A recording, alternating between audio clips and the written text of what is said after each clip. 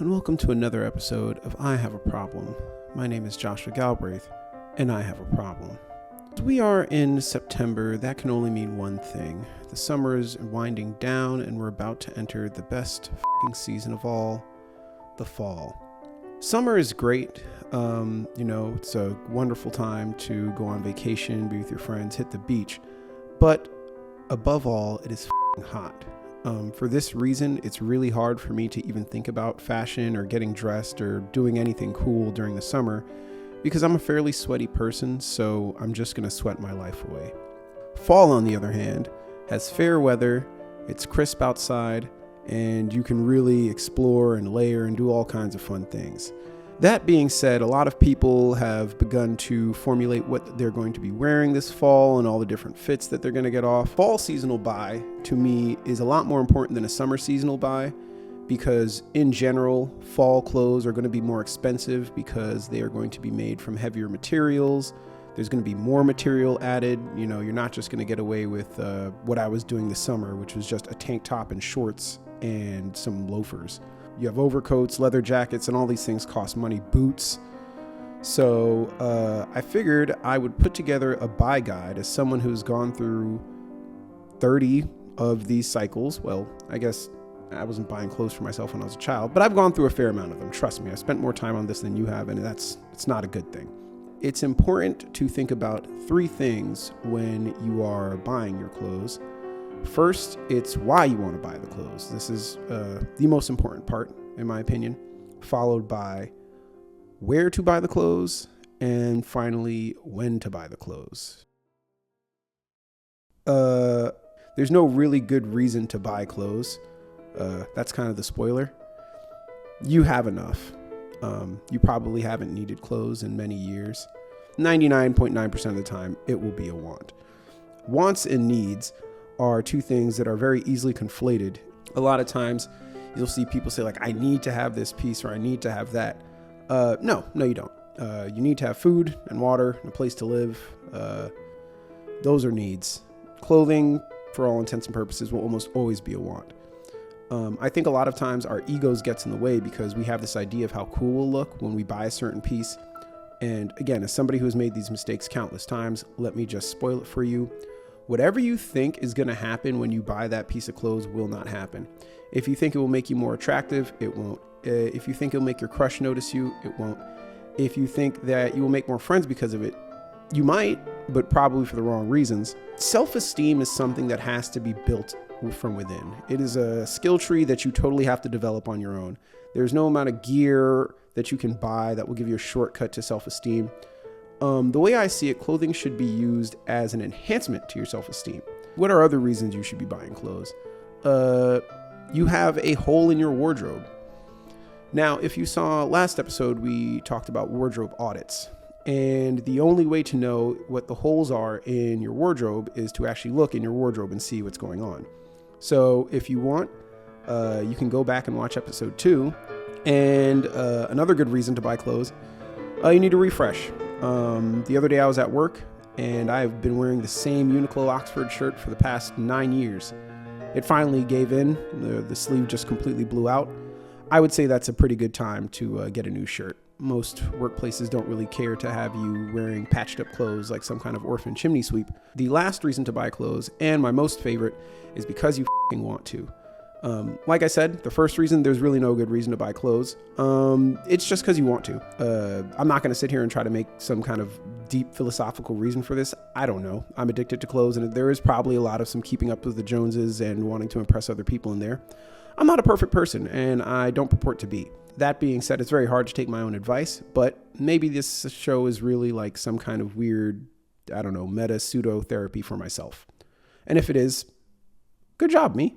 Places that I do like to shop, that I go to, and again, I would like to preface this statement and give a little disclaimer that, again, obviously, I have a problem.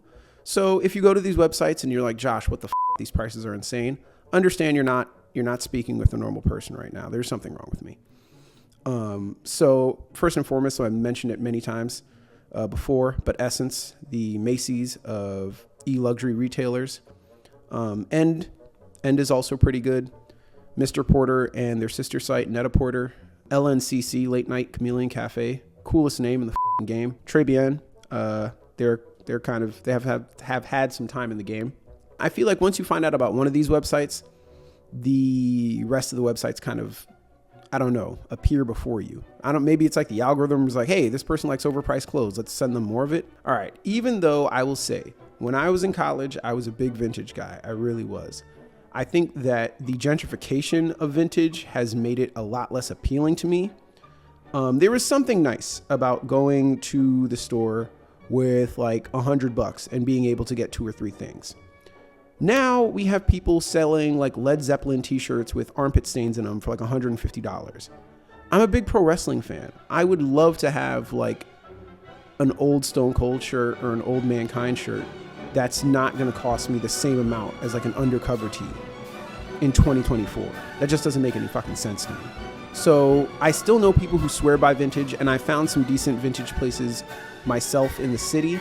I would recommend wherever you're from, checking out whatever your local scene is. It seems that the more obscure and low profile the city is, the better the vintage is. Most of the vintage that I found in New York is overpriced for what it is, and the only people paying for it are transplants and idiots. But a lot of times I'll see people with like these crazy come-ups, and they'll be like, oh, this was great. It was like $20 or something at my local Goodwill or my local vintage store near me. And it's always in, you know, a small town, you know, something a little bit lower profile than, say, in New York or in LA or Miami. But definitely check out the vintage because, having clothes that aren't super expensive and they haven't been like disgustingly worn is very clutch. Online consignment, obviously, your Graileds, your Depop's, Poshmark, Vestiaire Collective. I can tell you places that I don't like to shop. Generally, I don't like big box stores, like your Urban Outfitters and so on. Not because it's like they're popular and everyone goes there and I'm just so cool that I don't go there. I say that mainly because of the construction of the garments. This is not to say you can find nice things at these places. I know that. But it's not some place that I jump to first. A lot of the times they'll do stuff like say, oh, this is a knitted jacket or something. And it'll look like it's made out of wool. But every time you go there, like wool is the second to last fucking material on that list. Other places that I don't really like to shop at that much. Well, I mean, I think this goes without saying, but any like fast fashion website. So, you know, the Sheins and Temus of the world can go straight to hell. Yeah. I don't really care for them at all. They don't really do anything for anybody. At best, they might give you an outfit that you can wear once, but then it'll vanish like cotton candy into the rain. When you should buy your clothes, this is the hardest part. So when I first started writing this episode, the first thing I thought of was when to buy the clothes because that's so easy, right? There should be biannual sales, one to clear out all the summer shit to make way for the winter shit, and then another one to clear out all the winter stuff to make way for all the summer stuff. This calendar has been obliterated. I used to be able to tell when everyone was going to start their sales because Essence was kind of the pace car for sales. When Essence would start their sale, maybe a week later, I would start getting emails from all the other shops that I was on their newsletter for saying, hey, here's our private sale. Hey, like here's early access to our sale, so on and so forth.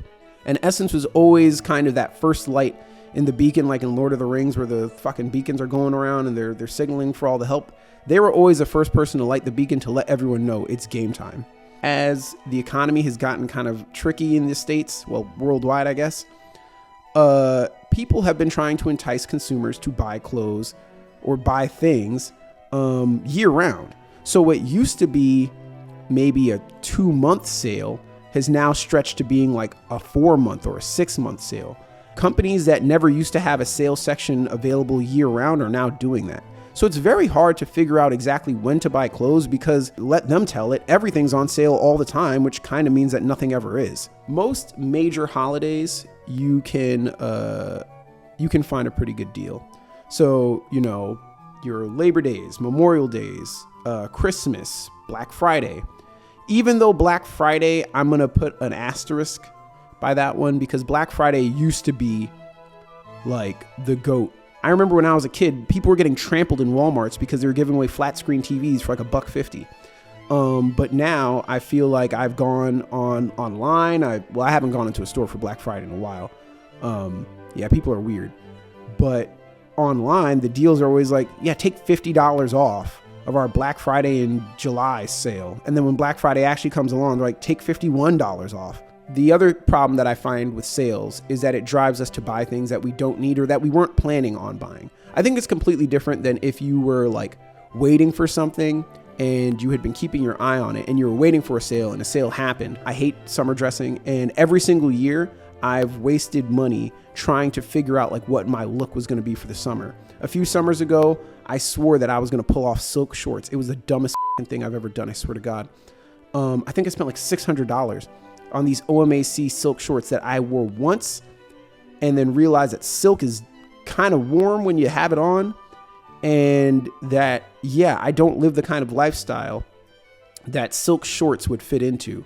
I feel like silk shorts are best owned by someone who leaves their home into an Uber, then gets out of that Uber to like an event, then gets back from the event into the Uber back to their home or to wherever they're going next.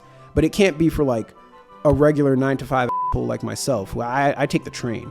It's like I saw a woman running for the bus in Hermes sandals. Does that make sense to you? It doesn't make sense to me. I say all this to say, don't be like me and buy $600 silk shorts and look like an asshole in the Dominican Republic, because that's exactly what I did. And I'm sure the Dominicans were looking at me very strangely right before they tried to arrest me for being Haitian. My family's from Jamaica. But yeah, thank you for watching. This has been I Have a Problem. My name is Joshua Galbraith, and I have a problem. Thank you, and goodbye.